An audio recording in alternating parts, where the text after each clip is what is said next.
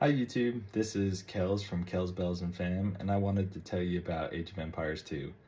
I learned about Age of Empires 2 when I was in high school. I'd started with Age of Mythology, and I really enjoyed that game. My uncle had given it to us because his brother had helped develop some of the content in that game. And then when I was in Walmart, I saw Age of Empires 2, and I was like, I'll give it to my brother. He'll really love that game. Turns out he didn't really love it, but I really did. And I found some friends that liked playing it. And so we'd get together, we'd have LAN parties. I wasn't very good at the beginning. I had only played against a computer. And once I was beating the computer, I was like, oh yeah, I could beat my friends at this game. And so we invite them up and we have parties during the Christmas season when we're all out of school. We'd all get our computers, we'd have the game on the CD and we'd be passing it and we would just play. And so two of my friends were really good and so they would beat me and three of my other friends, and we would just try to do everything we could to stop them, and we just couldn't understand why they kept beating us. I didn't know about town centers at that point, and so I would just be on one town center and try to get some military units, and their units were just superior. I didn't know about blacksmiths, and so it was always really fun. A lot of times they would joke that we were playing Farm Simulator because a lot of my friends and I would just get some farms by the time that they were already coming out of the military, and so it was a really good time. And I stayed with the game. I ended up playing online, and some friends. I was able to make some friends online. I was able to find somebody that was beating me, and I just told them good job after the game, and they're like, "Yeah, you're really good too." And I was like, "Maybe we should try teaming up sometime." And they're like, "Yeah, that'd be awesome." And it's been a friendship ever since, and it's lasted 5 years, and it's been great. And so I love the game a lot, and so I wanted to be able to host tournaments for my some of my friends and some of my family. I wanted to be able to teach people the game. And so it's an 8 player game, and I determined I would need to have computers for everybody because not everyone wanted to run it on theirs. And so I was able to pick up 7 different monitors and towers. The towers I was able to get because someone was selling them because they no longer needed them, and the monitors I just picked up whenever I saw them at a good price on Marketplace. And then I was able to collect mouse pads. I wanted each one to have a different theme so it could be fun. And then I got some mice and headsets for each one because you want to be able to hear the game sound. So it was a really fun journey trying to get it to this point. It took about 5 years to get to where I felt ready to host a tournament. So once I had all the equipment, I had all the games. Next just came planning the tournament. I got some trophies, and then I wanted to put a plaque on there. And so rather than finding a way to purchase a plaque, I just used AI to generate an image of me as a king with a samurai and a Viking around me. And then I laminated that and then super glued it onto the trophy. So it's a little bit cheaper, but it worked for me. I also wanted to do a bracket style, so I generated 16 images with AI and then laminated them and put them on a board and set up a bracket. So I could have had 32 people competing, build it and they will come. This time we just had 7 competing, and it was really awesome. So I'm going to show you the tournament, some of the highlights, and I hope you enjoy.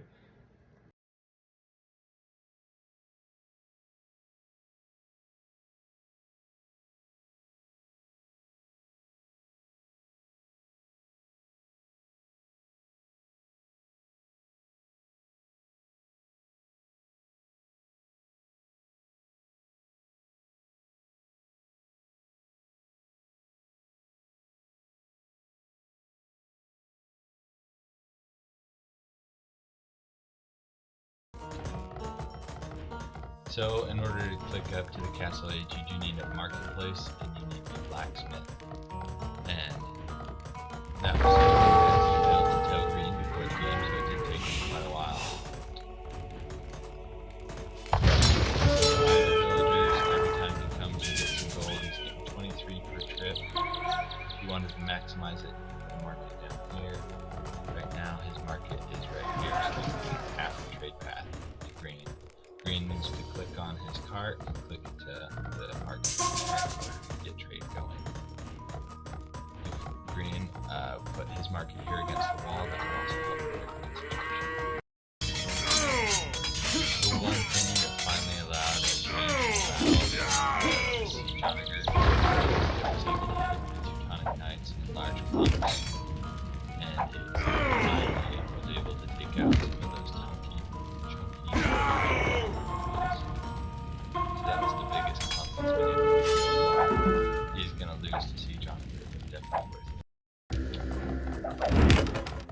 also cut the trees with a trebuchet, and this expedited the process immensely.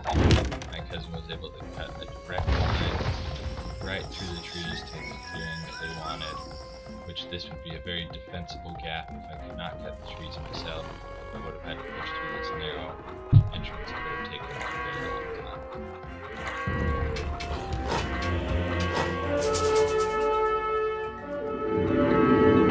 So there goes the wonder.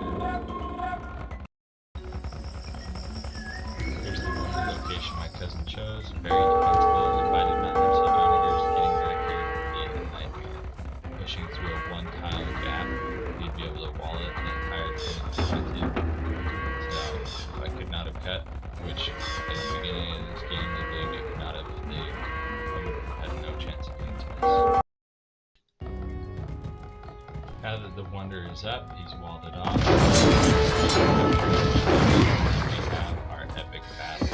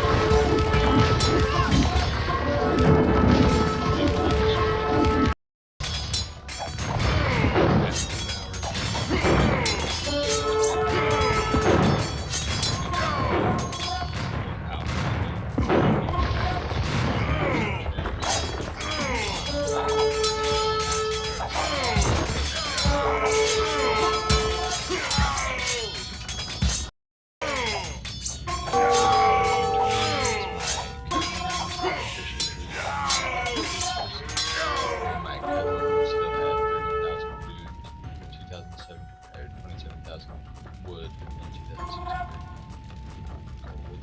My uncle had thousands of each resource as well, so as far as the resource game goes, they were destroyed.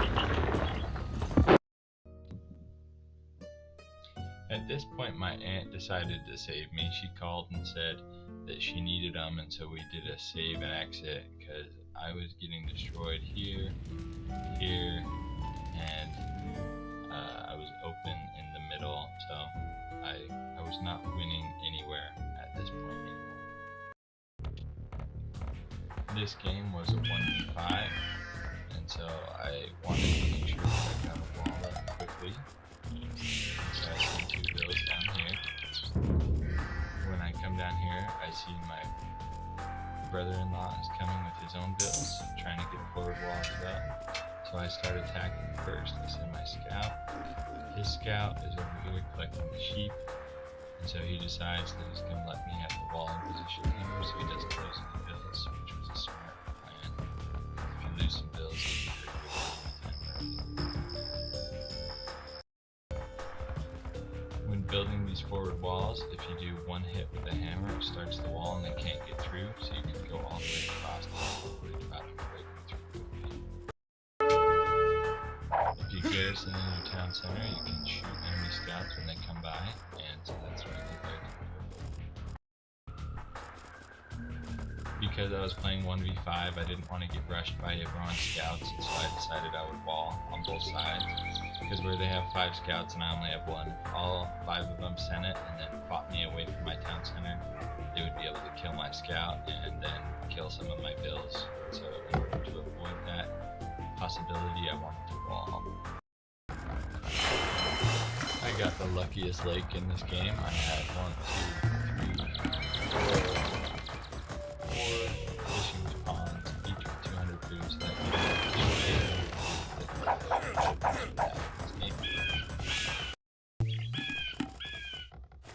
my friend did really well in this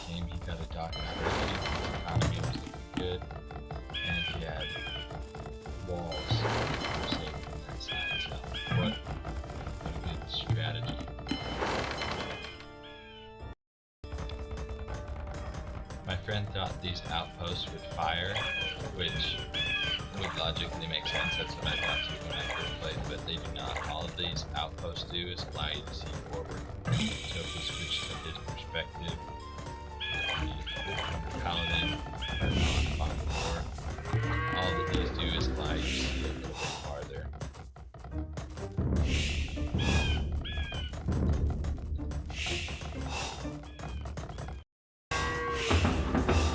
In this game, I was playing 1v5, so I wanted to make sure that the economy thing was great on terms and having food. I wanted to make sure that the others were low. So honestly, once we got good, at this wall, you can now convert a villager if they get too close to try to wall.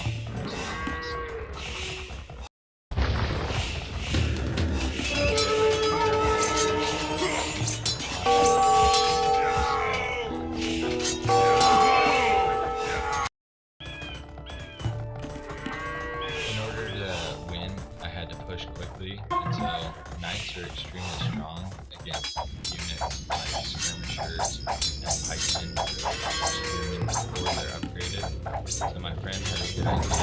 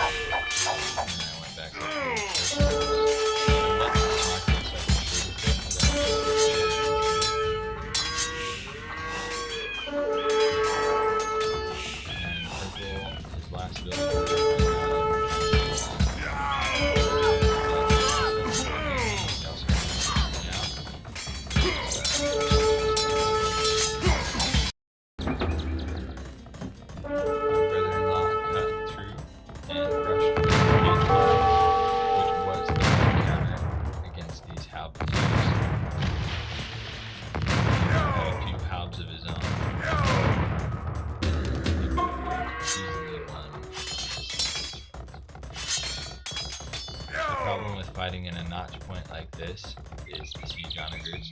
I'm gonna do that to my Viking right here. Smack so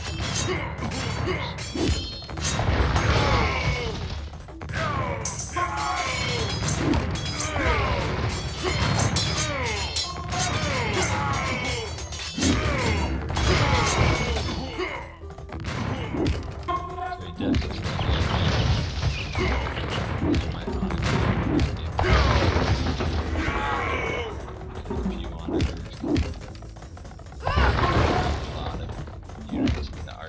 They have to stay.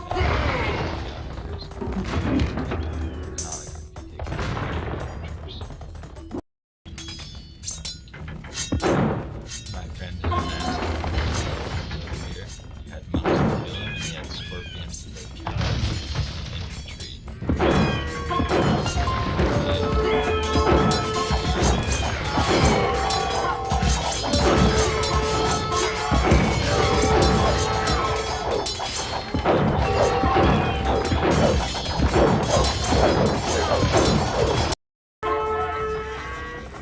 This is how my economy is played. You click on the mill, you see your farms like this. It takes each time. And then that's how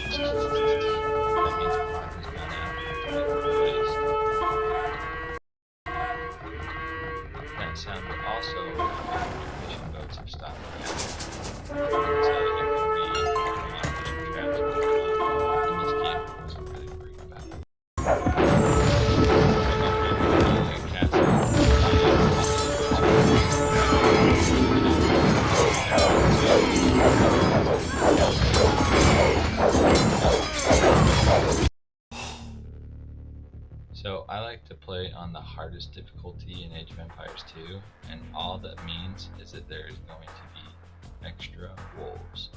So Blue in the championship game was running to build a wall. He sent 3 villagers so that he would be able to win if there was any contest for the wall. And he could not see the wolves, although there were 2 of them. So if he would have attacked the 2 wolves with the villagers, he would have saved this one. Instead, he left this one and sent the other 2 forward. So a villager will be able to one-on-one, and it will get close to the second wolf if they're not attacked at the same time. When it was attacked at the same time, it was not able to win. This one, it was attacked by itself, so it will beat, and it will have a little over half of the. So if it's attacked by 2 wolves independently, it will be able to beat both of them. If it's attacked by 2 wolves at the same time, it will die. Here comes the second food wolf. That's one of the dangers of walling. Yeah. This time this villager's going to be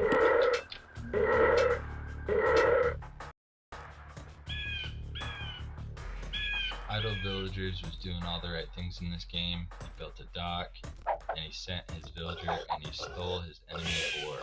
It was pretty awesome. So now the villager takes the long way ore, and makes it all the way back to his town center. The villager is a little weak, so he sends forward some villagers to go forward. Wants to go closer to the town center. So he starts shooting down the garrisons, and the boar chooses the weakest villager, like it always does. You gotta hate that. So the boar will take the first villager that shoots at it, so in this case it just happened to be me. But he was still able to get the boar. To show the fog of war effect, here's yellow, here's what you can see, and here's blue. So he's right there.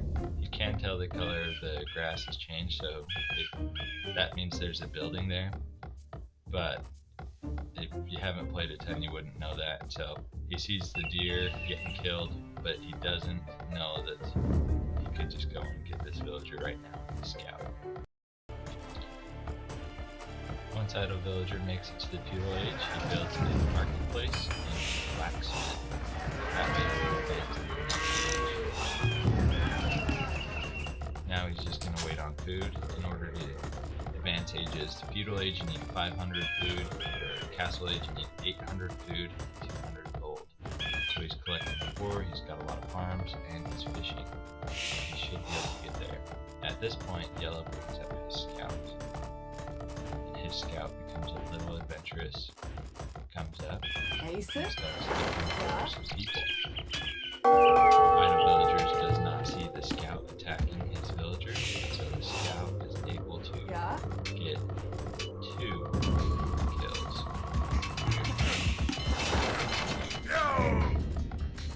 And he runs away to not get hit by the third. At this point, Idle Villagers has plenty of food and gold he can pick up as soon as he's done producing villagers. So he finishes training 1, 2, and he clicks up. Because he had the economy lead once he got to the castle, Idle Villagers decided to go for the castle. That way he's going to be protected, he can get some units out if he wants. But the best thing he did was he dropped 2 additional town centers so that he can start producing villagers faster than everyone else.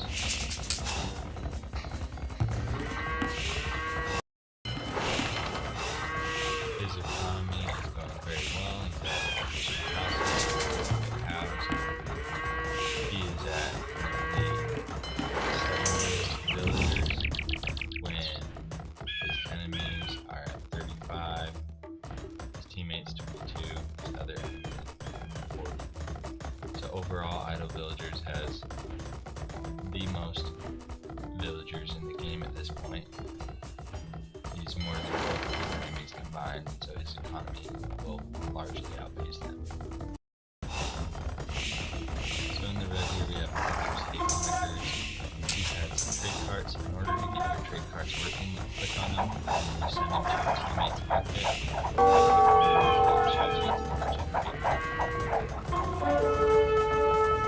For Archer's hit Onager, for his cards, 20 million gold per trade. To maximize this, they would put a market there, they would put a market there, and that would give them the most possible gold. One thing that either villagers did in this game was he kept deleting just one hole in his wall, which is hilarious because then when people try to rush him, they just rebuild one wall for a long time. So the challenge here is that these Teutonic knights are very, very good against either villagers or Halberd. That was a recommendation for the game.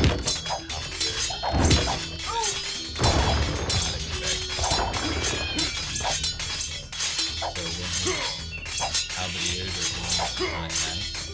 They're only doing 2 damage every single time.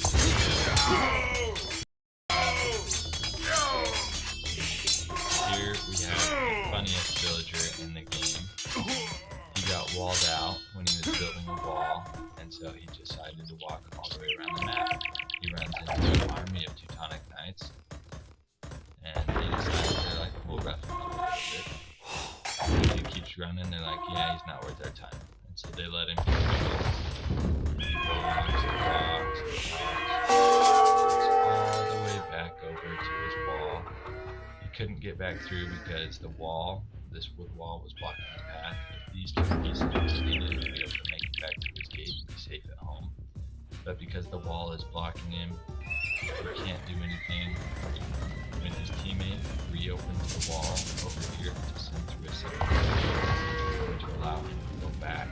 So he decides, he's like, I'm good, I'm gonna go home. Take this wood back. So he goes. He's like, back to friendly territory, see my friends, what's up, buddy? Good job getting the lumber, so am I. And the wolf comes and gets him. Oh, but he has the high ground, so he's able to survive. I don't want to go home anyway. I only have 1 health. Let me see what I can do. I'll probably go attack him. Build a castle on their tree line or something fun. And then he gets here, avoids the castle fire. But wait, there's one Teutonic knight that's guarding the pass. And he's like, yeah, it's done. On this side, either villager was able to win every conflict because knights and Halberdiers are extremely strong against the knights.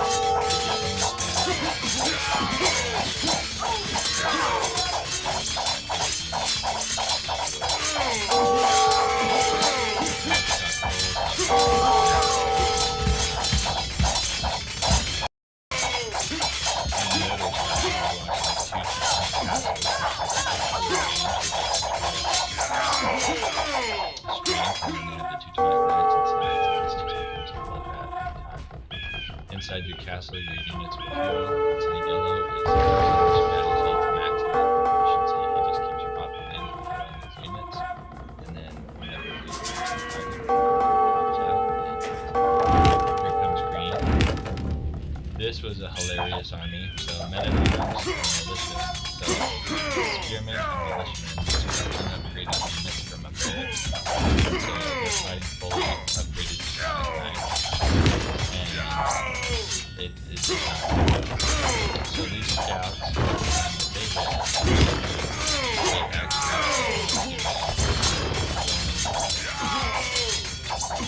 Teutonic knights.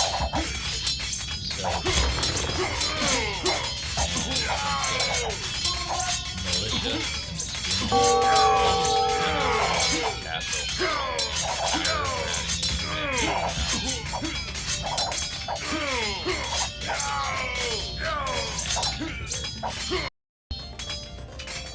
This is the benefit of walling in between you and your teammates.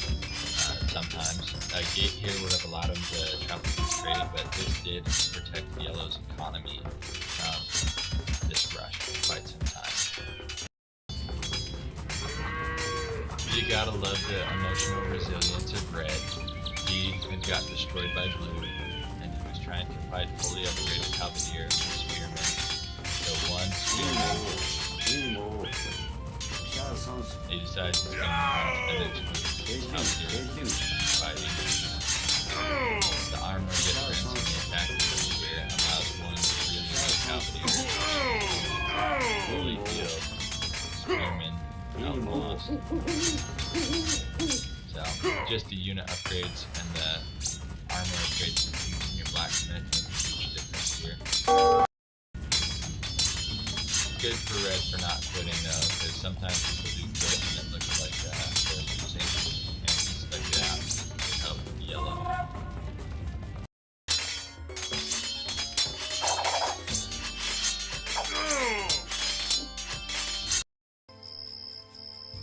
So at this point in the game, Archers Hate Onagers had 20 bills, Putty Hood had 53, Age 2 King had 76, and Idle Villagers had 249. So there was a substantial difference, but the only thing that was preventing Idle Villagers from taking over was these tanky Teutonic Knights, the elite strategy. You gotta watch here with the castles, the towers, trebuchets. It was awesome. My uncle and I were treating passive aggression here with trebuchets and bombard cannon. My bombard cannon trebuchets, towers, these trebuchets I could not. He was able to take down the castle and he was able to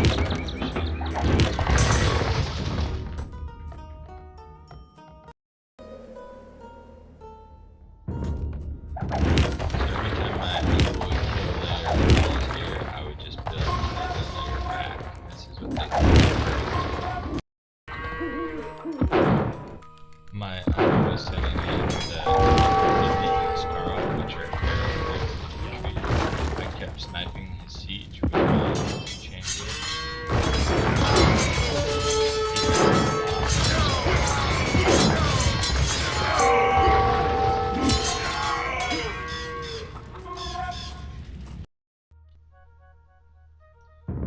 So when my uncle sends in his wave of Huskarls, he did not see that I was walled back with the barracks siege workshop, so I was able to just camp behind the buildings. I did hit some of my own units there, but as soon as I got to my building, I'm just able to with siege workers. So I'm able to defend a very large gap.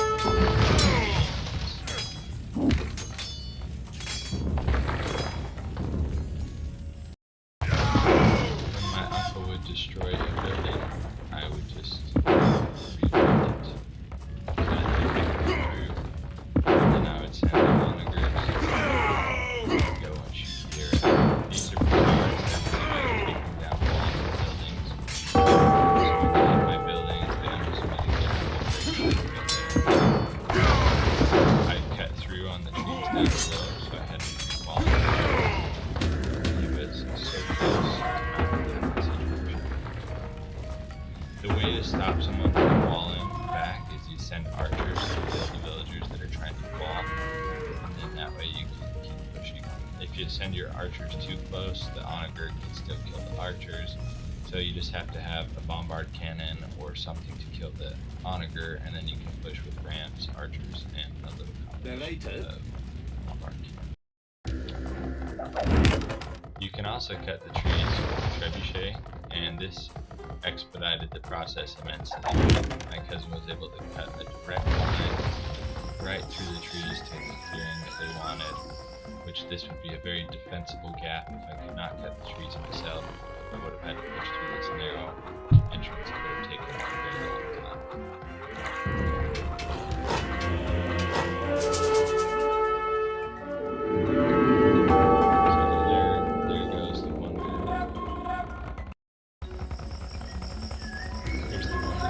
My cousin chose, very defensible, divided mountains, so Donagers getting back here would be a nightmare.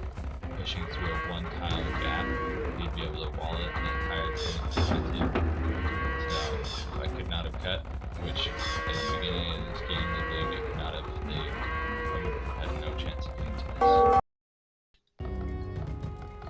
Now that the wonder is up, he's walled it off. We have our epic battle.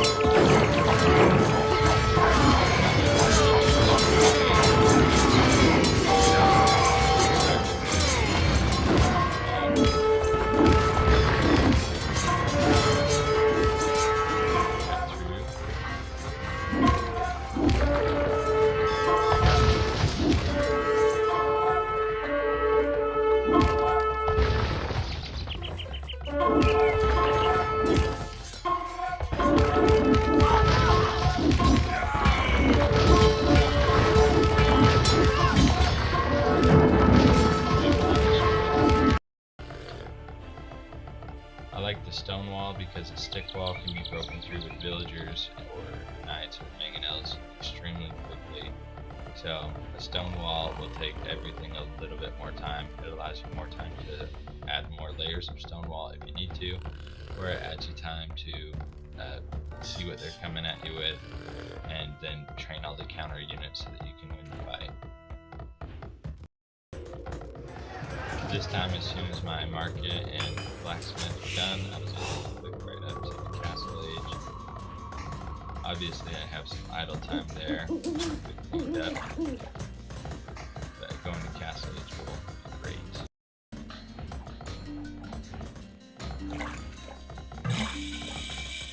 As soon as I get to the castle age, I want to start adding some more town centers. So I take 3 villagers to build a town center. I usually choose a location that has a resource by it, like stone. I also want to be close to wood because primarily what I'm going to do is I'm going to train as many villagers as I can. I'm going to put them on wood and food so that I can keep up my villager production. I need the wood to make farms, and I need the food to make villagers. So that's what I prioritize. I got fishing traps set up with my fishing boats. So each fishing trap looks like contains 700 food. This boat is not actively participating in gathering food, so it's being lazy. The lumber camps, I keep deleting them and moving them closer to make it so that the villagers don't have to travel like this in between each step. It's much more efficient if they have fewer steps. So I'm going to add more villagers over here to get more wood, building a town center there, building a town center there, and I'll add more when I can. Now I'm adding a 4th town center up here. I try to keep my other 3 town centers busy as often as I can, training villagers. And the villagers just go to building farms, and they go to wood. When I'm building houses, ideally I want to put them on the edge of the map like this because it doesn't block me from any resources in case I want to use these forests later to get extra wood to sell or just to use for buildings. So the population limit that we went with for this tournament was 300 units, and so I wanted to build as many houses as I could so that I could just keep training units. Right now the only units I was training was villagers. I wanted to eventually right after 150 villagers before I started training units, because in this game I was just waiting for my uncle and cousin to build a wonder, and so I knew if I could generate a very large economy I might be able to compete with them in the late game.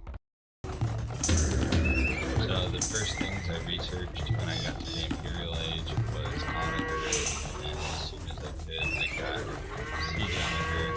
Siege Onager is ready to cut trees in the same position, and I wanted to get this relic. My uncle had the same idea, he was just having some villagers. So once I researched the Siege Onager in the workshop, I'm able to start cutting trees.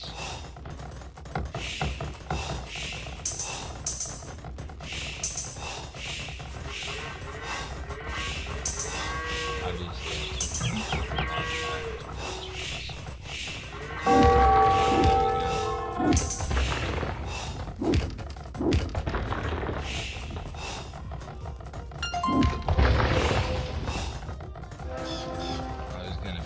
castle here.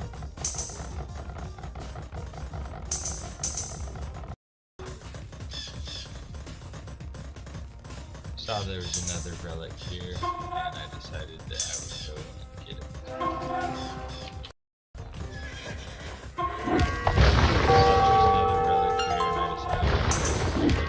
My cousin was so we actually had a little bit of a race. I converted one of my uncle's villagers, sent it down here, and I tried to build a dock and a stable. I was gonna fill the dock with cannon galleons and the dock not have to raise now, but he destroyed it. Destroyed the barracks. He also sent 2 trebuchets to take down which was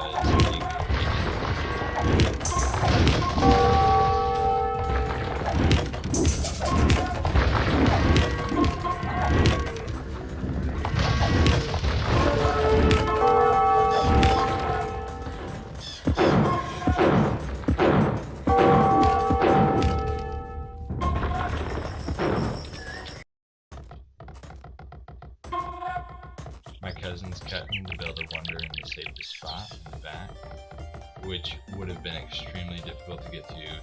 I had the benefit of having siege onagers, which allowed me to cut through to.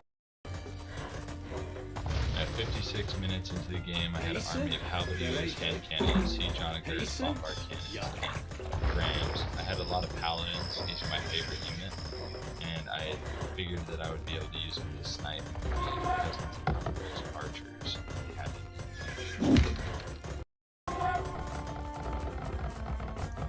My cousin did move lumber camps forward, which did allow him to start making progress through here. Much faster towards this area. At 1 hour and 4 minutes, I was at max population, so I was waiting to attack. I built bombard cannons around the base and raids. I had farms all the way around my town center.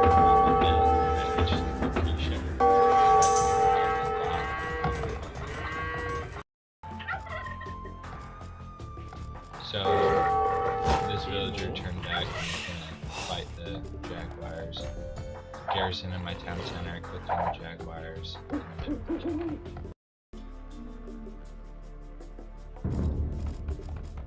In this game, I was playing against my cousin and my uncle, and because they had 2 people and I only had 1, I decided I would wall between them.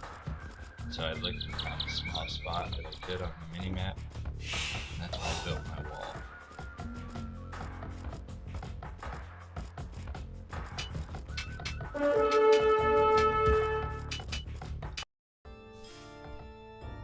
I always try to fish if it's possible. This lake up here had 2 fishing ponds, so that was going to give me an additional 400 boots. When luring a boar, you shoot it twice with 1 villager, and you run it back to your town center, and then you shoot it with the other 5 villagers that are waiting there. You want to make sure you get it right under the town center, and then you don't have to micro to drop it as much. As soon as I got to feudal age, I researched the economy upgrades, and then I dropped town center. Oops. As soon as I get to feudal age, I dropped 4 farms, and then I built a market, blacksmith, so that I could advance to the next stage. After these 4 villagers are done collecting a deer, I send them back to go up here, because I'm planning on castle dropping my peasant. I send 6 villagers to build a castle because I don't want to risk it not going up. I built a stable so that I could train at night, and I had archery range in case I wanted to use some archers. Initially I'd come up to collect the boar.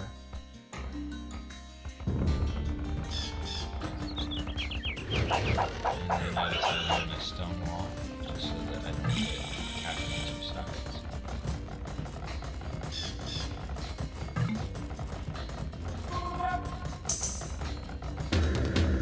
Build siege workshops, I'm going to be able to push the stone wall so that I'm not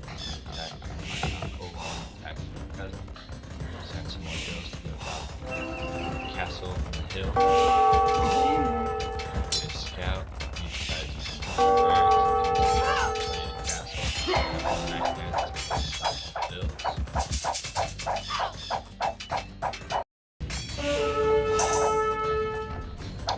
cousin is able to actually put back my castle and stop my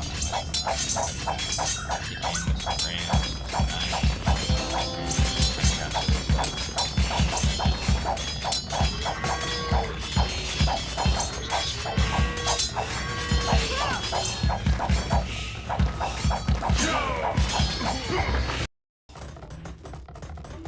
In order for your economy to boom when you're in the castle age, you want to drop 2 additional town centers as quickly as you can, and then later you might even want to add a 4th just so that you can create like a villager effect.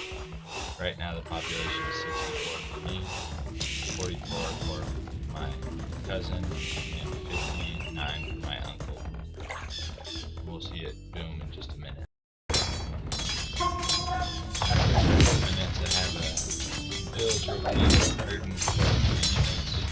My uncle now, my cousin has 85, my uncle has 35.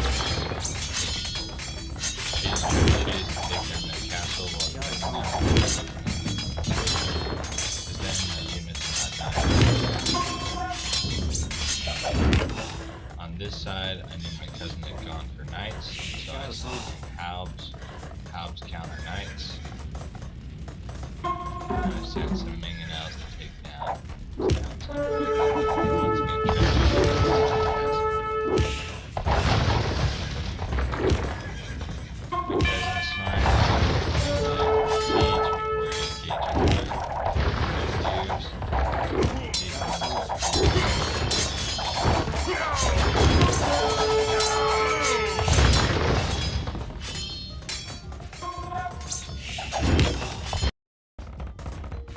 we were playing a standard game mode, so you can win with a wonder victory or a conquest or a relic victory. And so my villagers, the wonder is a building that has been started for a certain amount of years to become a game. It costs 1,000 of each resource. So it's 200 years.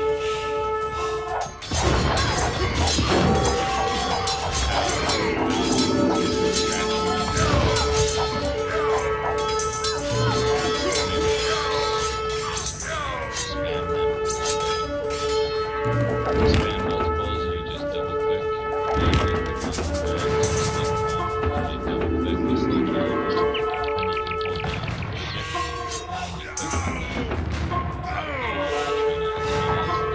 and you click on the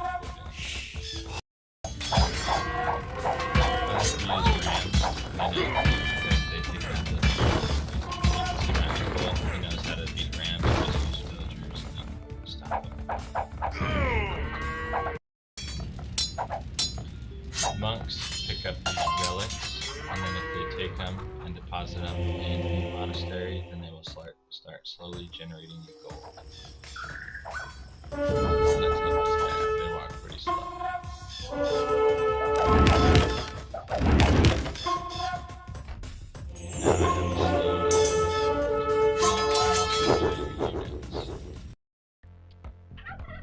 So for this game, my uncle, my cousin, and I decided that I would not attack them until they had built a wonder. So I wanted to make sure that when it was time to attack, I didn't have to try to push through a bunch of walls with rams, because then they could just sit behind them with onagers and kill my rams, and then I would be stuck because I was the Teutons. I did have siege onagers, so I could cut the trees, so that did give me an advantage. If I was a different civ, I could not have cut the trees. With siege onagers, then this game would have taken much longer to go through and attack the wonder. So in this game, my uncle, cousin, and I decided that I would not attack them until they had built a wonder. So I was the Teutons, which meant I could get siege onagers in the Imperial Age and would be able to cut the trees and be able to push them that way. I still wanted to have a forward wall, so I set these 2 villagers up there. As I got closer, I realized that my cousin's boar was right near the front, and so I decided that I wanted to steal it with my villagers. And so I shot it twice, and then I lure it back to my town center. You can block the boar by running in front of it with your scout, but I figured I didn't have too far to go, so I figured this villager to make it help him along. He runs. He makes it to the town center with the enemy boar. This is going to give me an additional 340 food and get rid of my cousin. I got forward walls on both sides, which allowed me a little bit of map control in this game. It also made my uncle, who was going to take these 6 boar, have to walk around. In this game where it was 2v1, I wanted to do everything I possibly could to maximize my economy, so I was luring boar here, I had extra boar down here, and I started fishing so that I could get the extra 200 income from food. Because I stole my cousin's boar, he had to start using farms earlier than he would have wanted to, but he also did fishing to boom this.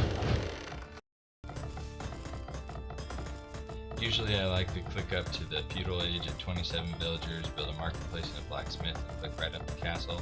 This game I made it up to 37 villagers before I was able to click up, because I had so much going on. I had so many boar, I wanted so much lumber camps for the boats, and then I had some on gold. You want about 2 on gold, because that'll give you enough overall to be able to click up to castle when you need to. And then I usually like 3 on stone. This time I have 4. If you got 3 on stone, you should be generating enough stone that if you wanted to castle drop someone, as soon as you get to castle age you could, or if you just want to be able to build town centers. Looks like I actually had 7 on stone this game, so I should have had plenty of stone. When I collect deer, I send 4 villagers, and you want to build a mill in the center of the deer. You want to keep it away from the trees, because if it gets too close, then your villagers will not be able to gather it. So then I shoot 1 deer with the villagers, because they like to sometimes shoot all 4. As soon as you shoot something, it starts deteriorating and losing food. So if you have 4, they're able to collect it and maximize it. If you have less than 4, you're going to lose out on a little bit of food. And also if you're gathering all 4 deer at the same time, you're going to lose out on